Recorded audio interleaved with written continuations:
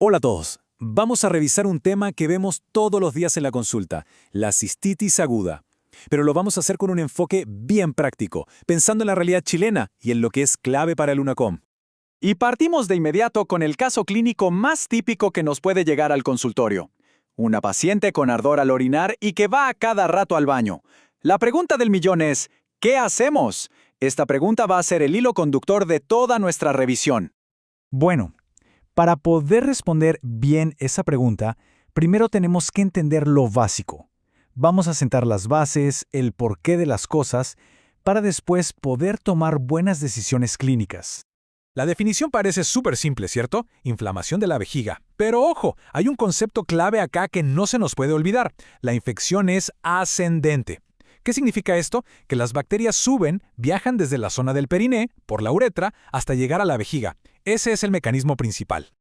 ¿Y quién es el principal culpable de esta historia? Bueno, en más del 80% de los casos, la protagonista es una vieja conocida, la Escherichia coli. Una bacteria que de hecho vive normalmente en nuestro intestino. Entonces, si ya sabemos que la infección es ascendente, tiene todo el sentido del mundo que existan estos factores de riesgo. La uretra femenina es más corta, lo que le hace el camino más fácil a las bacterias. El embarazo produce estasis, o sea, la orina se queda quieta. La diabetes, bueno, la orina con azúcar es un caldo de cultivo perfecto. Cada uno de estos factores le abre una puerta a la infección. Perfecto, ya tenemos la base. Ahora vámonos a la práctica.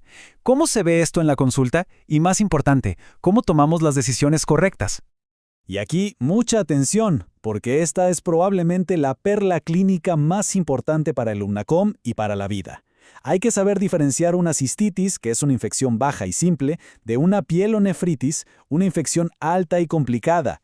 La clave: buscar los síntomas sistémicos. Si hay fiebre, escalofríos, dolor en la espalda o un puño percusión positivo, eso ya no es una cistitis. El manejo cambia por completo.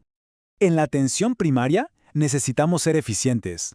El pilar del diagnóstico es la clínica. Si los síntomas son clásicos, ya tenemos una alta sospecha. La tira reactiva de orina nos apoya un montón, buscando leucocitos y nitritos. Pero, y esto es fundamental, el urocultivo no se pide de rutina, no es para todos los casos. Entonces, ¿cuándo sí lo pedimos? Bueno, aquí tenemos la lista de las banderas rojas o las poblaciones especiales. Si sospechamos una pielonefritis, obvio que sí. En embarazadas, siempre. En hombres, siempre. En niños, también. Y por supuesto, si el primer tratamiento falló. En estos casos necesitamos saber exactamente qué bicho es y a qué es sensible. Ahora sí, entramos de lleno al tratamiento. Y como ya vimos, no hay una receta única. El manejo depende totalmente del tipo de paciente que tenemos al frente. Partamos con este axioma que hay que tener grabado a fuego.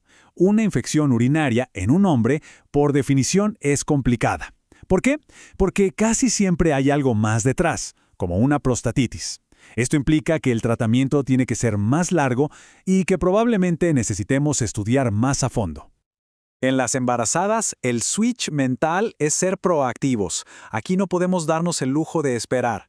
Incluso una bacteriuria asintomática, o sea, bacterias en la orina sin síntomas, se tiene que tratar siempre.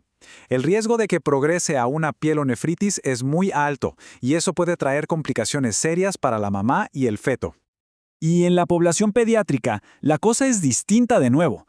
Una primera infección urinaria con fiebre es una señal de alerta. No solo tratamos de infección, sino que estamos obligados a buscar si hay alguna alteración anatómica de base, como el famoso reflujo vesicoureteral. El objetivo es prevenir el daño renal a largo plazo. Muy bien, ya sabemos a quién tratar y cómo estudiarlo. Ahora vamos a la pregunta del millón: ¿qué antibiótico le damos? Y para responder a esto, tenemos que hablar del contexto chileno y la resistencia bacteriana local. Y estos datos son súper decidores. Miren esto. La resistencia de la E. coli al ciprofloxacino en la comunidad en Chile ya es de casi un 30%. Es altísima. Por eso ya no puede ser nuestra primera opción para una cistitis simple. En cambio, fíjense en la nitrofurantoína. Tiene una resistencia bajísima, de solo un 4%. Eso la convierte en una excelente alternativa. Entonces, con esos datos en mente, aquí está el resumen del manejo. Para una mujer adulta con cistitis no complicada, la primera línea es nitrofurantoína por 5 días, simple y efectivo. Para una embarazada, también nitrofurantoína, pero por 7 días. Y fíjense en el hombre. Acá sí usamos ciprofloxacino, pero por un curso mucho más largo, de 10 a 14 días, porque necesitamos que penetre bien en la próstata. La nitrofurantoína en hombres no sirve para eso. Y ya para ir terminando, hablemos rápidamente de cómo prevenir las recurrencias y resumamos los mensajes clave que nos tenemos que llevar para la casa. Para las pacientes que tienen infecciones a repetición, hay varias cosas que podemos hacer. Primero, las medidas conductuales. Tomar harto líquido, orinar después de tener relaciones sexuales, lo clásico. Pero también hay opciones farmacológicas, como la profilaxis con antibióticos a dosis bajas, o en mujeres posmenopáusicas, el uso de estrógenos tópicos. Y este es el gran mensaje final sobre el tratamiento, el que resume todo. Hoy, en Chile, para una cistitis no complicada en la comunidad, nuestro fármaco de elección es la nitrofurantoína. ¿Por qué? Por su excelente perfil de sensibilidad. Y me gustaría cerrar con esta reflexión. Estamos en una crisis global de resistencia a los antibióticos. Cada vez que elegimos un tratamiento empírico para algo tan común como una cistitis, estamos tomando una decisión que tiene un impacto. Usar bien los antibióticos, eligiendo de forma informada según la epidemiología local, es una de nuestras mayores responsabilidades como clínicos. Pensemos en eso.